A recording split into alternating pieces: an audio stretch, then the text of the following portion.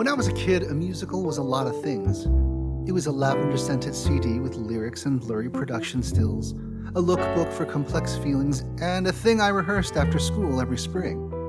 What it never was, though, was a work in progress. And even though most people still don't wonder how something so intentional could begin any other way, more than anything else, to me, a musical is a process. So I called 4 of my favorite musical theater writers, Deepak Kumar and Jord Liu, the creators of the musical Baked, and KAIT KERRIGAN and Bree Louddermilk, who you probably know as the creators of The Mad Ones, to get their take on these and other things that have been on my mind. This is Ready When You Are with Timothy Huang. He's very nice. Is he one of your musical theater writing heroes? I have lists of people who are my heroes, like creatively and interpersonally, and Yes. and then there's Well, the let's list break of that people, the extraordinary list of people where they're just like extraordinary humans and also extraordinary artists, which I also like. All of that is valuable. It's okay. You can create amazing art and maybe not be the most lovely hang, and also like it's pretty dope if you can figure out how to be an amazing human in the world while also making art. Yeah. There's a couple of them. I mean, the answer is Lynn Ahrens and Steve Flaherty. Yeah, that's the answer. That's the answer. They're the best. They're the kindest. They're the most generous. They give so much time to younger writers. They always write back to your emails. They always show up, and they also are incredibly talented and really good teachers. Bree, what you were saying earlier made a lot of sense, but you didn't provide any examples. So I'd love to know, who your examples are. Have you ever, met a musical theater writing hero? A musical theater writing hero. I don't know. I think that there's lots of ways to engage with a musical theater writing hero. There's a musical theater writing hero where you're like, oh my god, I get to have a cheeseburger with someone who's really delightful. Or Who did there's you a have a musical cheeseburger with? like that you can just be like, oh, Stephen Schwartz, like your cheeseburger is so good, or you can like play on Alan Menken's piano and like hear him and you're like, oh my god, you're my hero, you do these amazing things. And then there's a musical theater writing hero who is just like a mensch who's just a delightful human to like have a conversation with on like a crowded subway car. Like there's just so many different kinds of musical theater heroes. But I think as Kate and I talk about, like the greatest musical theater hero is the one I think who passes things down for a new generation and who really takes the time to explain what like their hard-won knowledge, something Sondheim did and something the founders of the Dramatist Guild did and something that through the Dramatist Guild Fellows we got to do with Lynn Ahrens and Steve Flaherty and through other programs like Maury Yeston at BMI and and Stephen Schwartz through ASCAP, and the ways that masters really take the time to sit and help you workshop new work and to share the lessons that they've learned. I have a sidebar question for you regarding Alan Menken's piano. Did you get to play Alan Menken's piano after you won the Alan Menken Award at NYU, or was that like later, much later? No, they were pretty connected. Oh yeah? Okay. That's pretty cool. It was a nice piano. Right. So you met Lynn and nice piano. Steve while you were doing your Dramatist Guild fellowship. Is that correct? Yeah. And that was what year again? 2005-ish, 2006. And will you just please tell us again, because I forget, who else was in your cohort? It was Rachel Axler and Rajiv Joseph and Anna Ziegler and Scott Murphy and Nathan Christensen. Wow. And a few other people who we did not keep in touch with, but those are the ones that we kept in touch with. no, who wrote the tween musical? Oh yeah, Beth Falcone was there too. Yeah, Oh my Beth God. Falcone. Yeah, it was a big group. Not Jenny Gearing? No. It's so weird. I like picture Jenny Gearing being there. No. Maybe spiritually. Well, no, we did that other project with Yeah, her. That was fun. I kind of always picture Jenny Hearing somewhere. Yeah, she's just like around. She's just probably around. here right now. What about you two? Have you had the good fortune? I mean, besides me. Yeah, I obviously. was going to say that. Oh no, you were not. I was. Say. At first I came up with this whole story about like, I bumped into Lauren Yee on the street and she was so chill, and then I was like, oh, you know who I should say? No. How did I first meet my first theater writing hero? Tell us about Lauren Yee. I have not spent a lot of time with her, but we were here for the NAMT festival several years ago, And we were just walking down the street, and someone was like, "That's Lauren Yi," and it was like, "What?" And then she was gone by that time. And then somebody else invited us to the Mai Theater picnic, and then we got to actually talk to her, and I was like, "Oh, this person's so chill." And we like exchanged numbers, and it was like, "Oh yeah, come to the Exploratorium where I work in San Francisco." And she almost came, and she almost brought her whole family. That's awesome. And then something came up at the last moment. I mean, to your point about people that like help us, like that just selflessly just come out into the world and respond to emails and help us. Two people that come to mind are Mike Liu and Rahana Liu Misra, who like we were truly zero. Like we didn't know anybody. We had written a show we started writing the show for about a year. That's it. And we were like, we need to find people who like can talk to us about this. So, they have their emails on their web pages, which is a bad idea, sorry. But they have their emails on their web pages. So we just reached out to them and then they said, "Oh yeah, sure, like we'd be happy to talk to you for 30 minutes." And then they get on a call and they like have a baby. Yeah. And they're talking to us about musical theater writing and playwriting and what it's like to be a theater artist and have a baby. And I think it was in that moment that I was like, these are good humans. They're amazing. These are heroes. I mean, truly, like these are the Yeah. people that look you in the eye and say, well, you're in your 20s or something and we're much further along, but like we were where you were. And you can be where we are, if it means anything to you, if you get there. So like keep going. That's what you need. No, that's you make a great point. Which reminds me, I was thinking about this. Like, one thing that I've noticed about like or I should say, is our generation maybe of musical theater writers is that like we've had to straddle this analog to digital world where like after our formal education, we were taught to do a certain thing, and then we were out in the workforce and realized immediately that we had to do something completely different.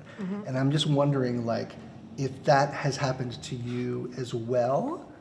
And when we come back to KAIT and Bree, I want to hear about that as well. But let's start here because we're here. We didn't have a formal education. Okay, so everything, I mean, in the theater, we had other formal educations, Okay. which are perhaps kind of applicable here and there. But for the most part, I feel like we just had to figure it out on our own. And what that meant to us was, well, we'll write a show. Why? Reasons continue to escape me to this day. And we'll write a show and we'll call up our one friend who's in the theater, who we happen to know just by circumstance because we went to high school with them or whatever. And it's like, what do we do? Oh, we do a reading.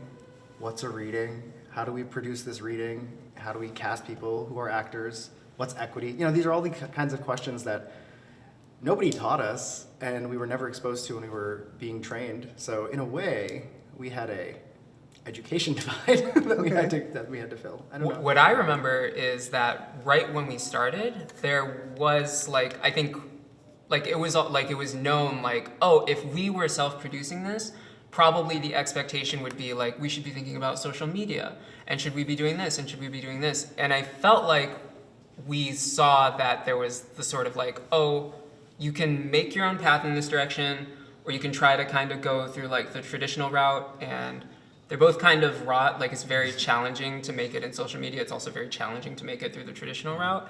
And I feel like we haven't really like made it in social media ever. I don't know if it was a conscious choice at the start, but neither of us are really. We didn't try. I mean, we didn't try to make it in social We media. didn't try because I don't think we understand social media really. That said, I don't know if either of us understand the traditional route. I mean, you've seen more success probably also through just like applying to stuff. For me, it was like, it's nice when it's like written down, here's the application guidelines.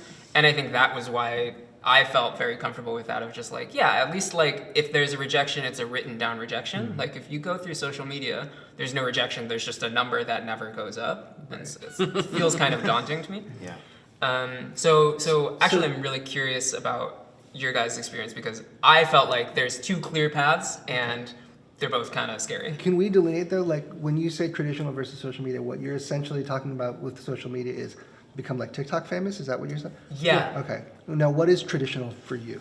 Oh, traditional to me was like just apply to stuff, like Okay. apply to things that theaters have, open applications and stuff like that, and theater festivals. So, so like institutional support. Yes. And like, okay. Yeah. Well, looking for any pathway, I think, at all. I mean, when we started, I think one of the things that frustrated me and continues to frustrate me is like, I don't know what the pathway is, because you talk to any person that's ever had any show produced and they all say 10 trillion different things, and it's like, well, there's not really one way, and that's not super useful when you're starting out as a theater writer. So the things that I think we attached ourselves to were things like NAMT, which shows up in a Google, where it's like how to submit musical, and then you find the 10 things that show up in the first page, and you say, well, I guess this is what we're doing, and that's like the O'Neill and NAMT and those kinds of things. So that felt to us, I think, like traditional pathway. And then we have lots of, friends and other contemporary people who are killing it on social media and are like committed to it and are like, we're going to do this every single day. But that's the only way to do it, because they want to optimize for the algorithm and that kind of stuff. And we were sort of joking with another friend of ours earlier this week, like, that's just a third job. And it's another job. And I think, speaking for myself, not for Jord, I didn't want another job. I just wanted to write. I didn't want to, so I don't know. That's how I felt about it anyway. Right on. Bree, Kate, anything to add? I don't have anything to add about TikTok or Instagram. I mean, they exist. People use it. It can be really powerful if you are optimizing it in a way that works for you. I've found it to be incredibly useful for building audiences, and there's some people in the industry who are using it in ways that I find really powerful and exciting. There's Catherine Quinn, who I've worked with a bunch on projects, is, I think, kind of a bit of a genius when it comes to thinking about how to create fandom and how to build fandom outside of New York City, which is something that I feel really passionate about, and that feels connected to like where we came from, which was that we showed up right when Off-Broadway completely imploded. And financially, it became a non-existent place. And Can you tell us that story? well, I mean, I didn't know the story when it was happening, but basically, like, we all showed up, and they said, write a calling card musical. Write your little 5-person musical and do it off Broadway, and then you'll get a job to write a big Broadway show. That's what that was the lore. And that's what everyone did right before us. Violet, Violet, Floyd Collins, Bat Boy, Songs for a New World. Wow. and then last 5 years, like same, it's all in that same vein. And then like you do that, and then you get the big job. Lippa's Wild Party, Yep. like all of those off-Broadway shows, and Both- it's just right both before Wild Parties, just all of right that. before us. Yeah, Yeah, and Hello so- Again, all of those shows, that entire like era of musical theater writers, they had all of their shows produced off-Broadway. And they did, and it was about doing this like 5-person musical, or 4-person musical. Do the tiny version, and then prove you can hold stage, and then you will get to do a big show. You'll get this is the proof of concept, and then you get to do it. It's the mini heist and the heist. And we tried, and that's exactly what everyone we knew did. And we landed better than many in that we got, the first thing we applied for was the New York Musical Theater Festival, which no longer exists, and was a fascinating petri dish of stuff. Like some of it was really good, some of it was crazy. And we did that. We did actually 2 years of that. Yeah, you did. Yeah, I did. You know, we got And- into the year that it ended. And Oh so my we never God! did it. Wow, that's a bookend. But we started. We were we were the first year and the second year, and it went from being something that was like, okay, do a little show that costs, I don't know, maybe $10,000, Yeah. to by the time you guys were getting, it was They like said 75K. They 100, said, yeah, it's like 75K. there were people doing for $100,000 For and 6 that performances. for 6 performances, and it was just, all of it was proof that it doesn't exist. The space that they were telling us existed didn't exist. But nobody was saying that out loud. You were just kind of getting these like signals that the thing you were being told to do wasn't going to work.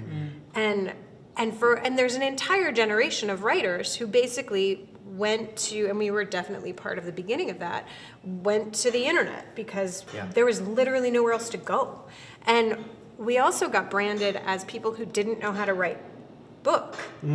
We got branded as songwriters That's who so- wrote I'm gonna- concert songs. That's I'm going so to pause you happens. right there because I think we're skipping a step. I'd love to hear about YouTube and the YouTube proliferation. before we get to that foregone conclusion that you're just songwriters? Can we Well, do that was how we got to be. Well, I know, but like, I So feel it's like that's- exactly what it was, right? I mean, like we started putting songs on the internet because there was nowhere else to put them, and we were trying to get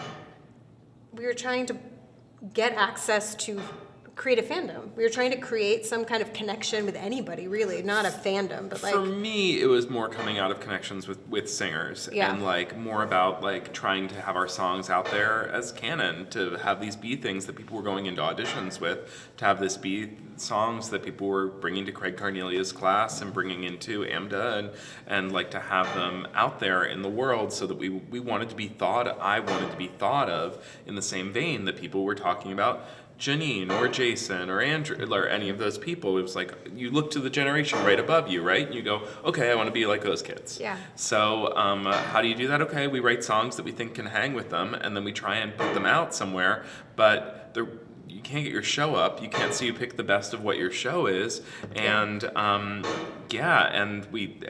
YouTube existed, and it was possible suddenly to take cheap recordings and to do it yourself. I remember getting that little camera I got, and we just would, create it and edit it ourselves. I started out mailing sheet music online. I had a website first that I built, and it had like a little thing where it was, if you email me your address, I will like paper mail you sheet music, and then you can mail me in the mail like $5 back. Wow.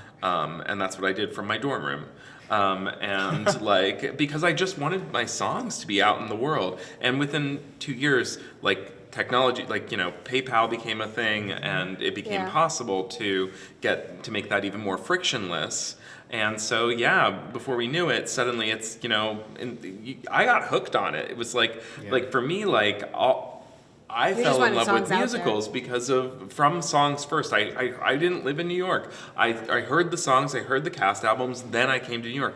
That seemed really obvious to me, that you fall in love with the songs, and then you go and see what the book is. It never occurred to me that someone could think, oh, there's 4 or 5 big songs. They must not know how to write a musical if I only know the songs and not the story. It just never occurred to me that someone would think that, but they did. So we'll do. I think. Let's just go. Figured out what the button is. Oh, unless you want anything else. All right, friends, here we go.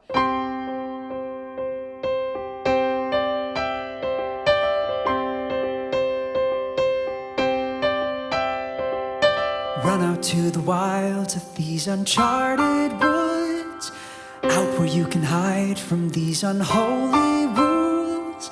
Brand spanking new, babe, breathe in that cold air. Head to the forest, see what you find there.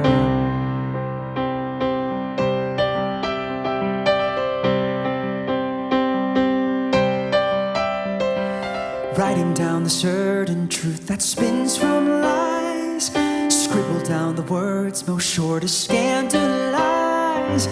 Dare like a devil and make an art of it. Shoot like an arrow straight to the heart of it.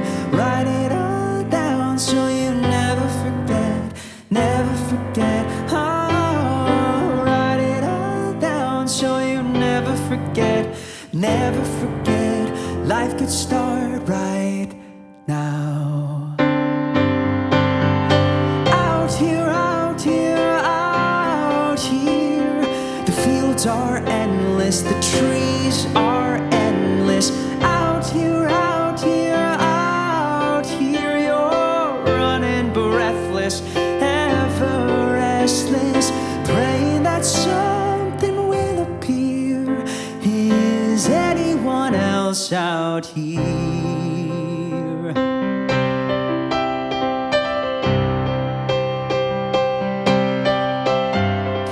Break out from the ties that bind behind 4 walls, freeing up the mind that winds in sudden squalls.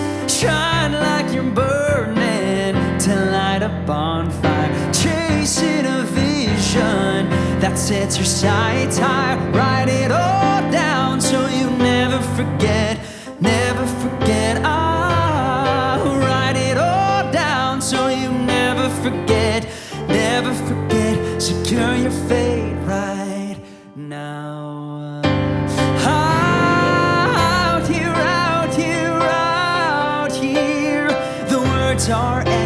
breathless, the page is endless.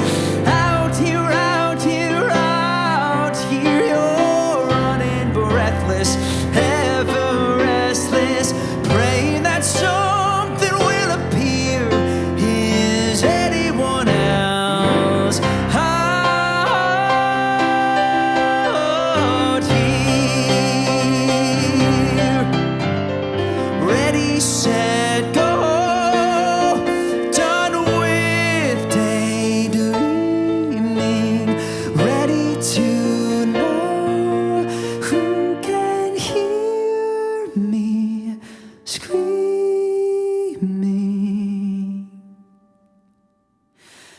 Out here, out here, out here.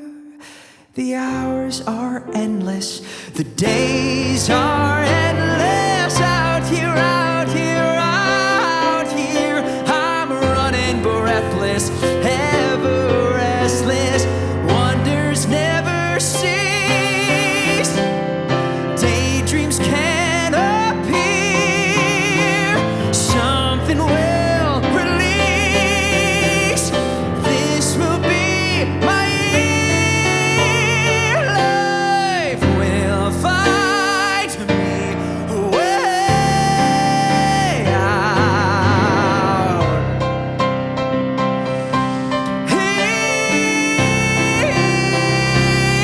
Here. Like impulse questions. Impulse. Okay, we're gonna go around the room and ask questions. You got it. And I want to hear your answers. What song do you wish you wrote but didn't? Deepak. Oh, I mean, Jordan. I'm obsessed with this ABBA song, Slipping Through My Fingers. I don't think I know that one. Oh, it's Can you slipping sing through it? my fingers all the time. I try to capture every minute. And the chorus, it like wraps around and it eats itself, and I think it's amazing. That's cool. Deepak, do you have one? yeah, I think it's Stop This Train by John Mayer, which is going to make me sound like a real boy on this podcast, but it is what it is. Hey. What do you like about it? I'm like probably the age that John Mayer was when he wrote that song, and it's about not being able to deal with your parents dying, and it's like about growing up, and there's this line that's like, so scared of getting older, I'm only good at being young. So I play the numbers game to find a way to say my life has just begun. I mean, how many times do we say like 30's a new 20, Wow. 40's a new 30? And this is like a song from 20 years ago, you know, and he's at that age, and I feel like I'm sort of like, yeah, I'm in the 30s, like, but it doesn't matter because 30s are 20s now. And it's kind of true and it's kind of a lie. So it hits me hard these days. Right on. Yeah. Love that. Bree, Kate, either of you?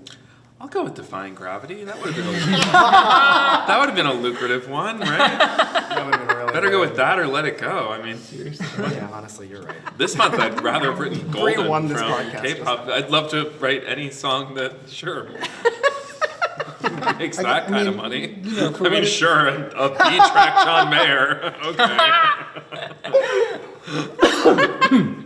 For what it's God, worth, I on love my you. list of songs, Run Away With Me is one that I wish I would have written. So there you go. Take it.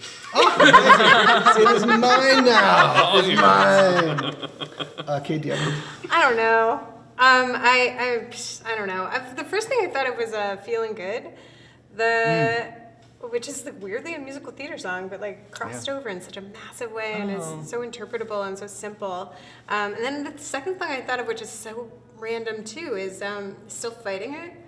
Which is, I Ben like Folds. listened to not that long Ben ago. And Folds? was, yeah, Oh, yeah. It's a great lyric. And it's one of those that I go back to and I'm like, oh yeah, that's real. I feel that one. Regarding like musical theater songs that have crossed over, we were just talking about how like, you can like just be listening to the radio and like Footloose will come on and it's like the weird. only like it's just a bam bam working. Yeah. It's You're just like, like how did we get here? It'll play. You'll hear like Soulja Boy and then you'll Yeah. hear Footloose. Yeah. Yes. It's always weird. All of a sudden, my 10-year-old will know certain songs. I'm like, how do you know that? And she's like, oh, we listened to it at gym class. I'm like, what? What's the Vanessa Carlton song? Oh, 1,000 miles. 1,000 miles. I think that's a good pick too, because there are a few songs that come around where you just hear it and you're like, "That's a hit song." Like the second that it starts, you're like, and It's you know, such a and, Hilarious. and she's having a lovely career. Like Vanessa Carlton is great. We love Vanessa Carlton, but also just a lightning in the bottle moment. There's just a song that's just a song. She's just an undergrad at Columbia, just writing like she was an undergrad at Columbia when she wrote that. Yeah? Yeah. Huh. And she had written one other song in her life, I believe, when she wrote that. It was the second song she ever wrote, I think. Yeah. And those two songs were on that first, maybe this is all fictitious, but I believe it was something like that. It was out of absolutely nowhere. And like she's talked about that, like that's just this magic song that just springs. And I think there's something to be said for creating a magic song. I do not believe Run Away With Me is a magic song. I think there's very few songs that are actual, like I think the song 1,000 Miles is a come on. I'm with That's you. a magic I'm song. with It's you. a once in a life, like, Yeah. The thing about every song that's like a magic song, though, is it is being responded to by a people in a moment, right? And so, like, one of the reasons that "Run Away With Me" is on my list is because it's a song that people responded to in that moment in the most beautiful, miraculous way. So, like, I'm gonna give you a little bit of pushback on that. Like, I think it is a magic song. Wow. all right. It's very kind. Wow. I have one last question that's not on our script because it recently happened to me and I want to know if it's happened to you before. I've been there where like you're writing this thing and you sort of completely lost the thread. And then you like just like I muscled my way through it and I kept, because like that was something that I'd never done before. It was just keep working on it, just keep working on it. Because like I had the time, you know, I just had the time. And like the mark wound up to be a completely different location, the target. Yeah. But it became a thing that responded, that everyone else resonated with. And I'm sort of like, well, it's sort of a Franken song, but everyone seems to be. So like, has that happened? And like, how do you know? Like, did you know that was going to happen? And then are you comfortable with it? Like, what's the prognosis? I think it's like you're saying, sometimes you have to keep struggling with it, and struggling with it is the work. Like, you can't just walk away from something because you don't want to struggle with it. Right. You can walk away from something because you know that it's not going to work and you have to walk away from it. But yeah, I think how you know is it becomes revealed to you if you keep working at it. And sometimes keeping working at it, what is revealed to you is like, I need to let this go. And sometimes you keep working at it and what's revealed to you is like, oh, I just had to keep working at it. That's a fair point. I feel like, I mean, whenever I teach writing courses, one of the first things I make people do is like hand in a draft and then write it again. And the reason for that is because I think it's very easy to get attached to the thing that you have. And almost always, if you make another thing based on what you've learned from what you made, you'll go back to something and be like, oh, I missed this thing, and then you'll know that that was a helpful thing that you did, and that you should work from that, or you'll have metabolized the information and make something new that is even that is better. And so I feel like there's something that it's very easy to get scared of trying the new version of something, and I think that it will only inform the process. It'll only inform the thing that you ultimately make. And there's just sort of there's no wrong way to make this stuff. Right. And there's no right way to make this stuff. And that is incredibly infuriating. It is. Yeah. But like, it's kind of whatever, and the drawback is that we learn how the sausage gets made, and then you watch other people's stuff and you can see what's inside the sausage, and you kind of almost wish you couldn't. We were just talking about how we were like, I don't want to go into film. I don't want to go into TV and like now I want to really keep enjoying understand. television. But Yeah. now like I watch something and I understand so much about Right. what I'm watching in a piece of theater, and I can see all the seams in a way that I couldn't when I was younger. And it doesn't matter how it gets done. It doesn't matter if it's a Frankenstein draft if it works. Yeah. And then if it drives you crazy, then you have to keep tinkering with But it. you can see the seams, and Yeah. you can really learn to appreciate Yes. when it's so Yeah. beautifully crafted. Because like yes. sometimes you know the seams, they're like, I can't believe they did Yes. that. And that's also Well, really and every now and thrilling, then they too. really do like take you somewhere, and you're like, and it happens at a pace and at like an emotional level that you forget about it, Yeah. and then it's even more exciting Totally. than if you didn't understand how it got made. My favorite Frankenstein draft is, I believe Dancing Through Life was 9 drafts. Wow. And if you think about it, if you look at it, it's totally classic Frankenstein draft. And he just made his way through those things. And it's somewhere around like the 5th or 6th, dancing became the metaphor. And it's because, if you look at what they're accomplishing in that sequence, it's extraordinary. And the only way they were able to do that was through dance. And so you see how you gradually make your way through, the other hooks in that show are all like based on these morality ideas, right? And that one, how do you end up there? Because in your 7th draft, you're like, well, this is all about that. We're gonna need to figure out how to make a hook about that. And just like the greats and the greatest successes, like I love having hope for the Frankenstein draft. I love it. I would love to hear your Frankenstein draft. They say musical theater's goose is cooked. It's the single most expensive entertainment per capita, and as such is risk averse to the nth degree. But looking around this table, I see grit, self-determination, and hope. Conviction that original work is vital in the face of an industry who forgot that Phantom, Les Mis, and even Oklahoma were once new musicals. And that in turn gives me hope. We are Deepak Kumar, Jord Liu, KAIT KERRIGAN, Bree Loudерmilik, and Timothy Huang. And we're ready when you are. Hi, are we ready? Is this video? Yeah. Here, we might do mostly here, but I'll do a few inserts and things This too. is my good side. Great, perfect.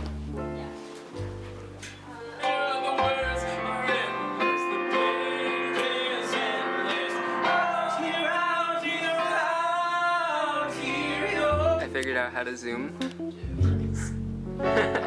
Now there's some zooming at play. Oh, I do such a back and forth. You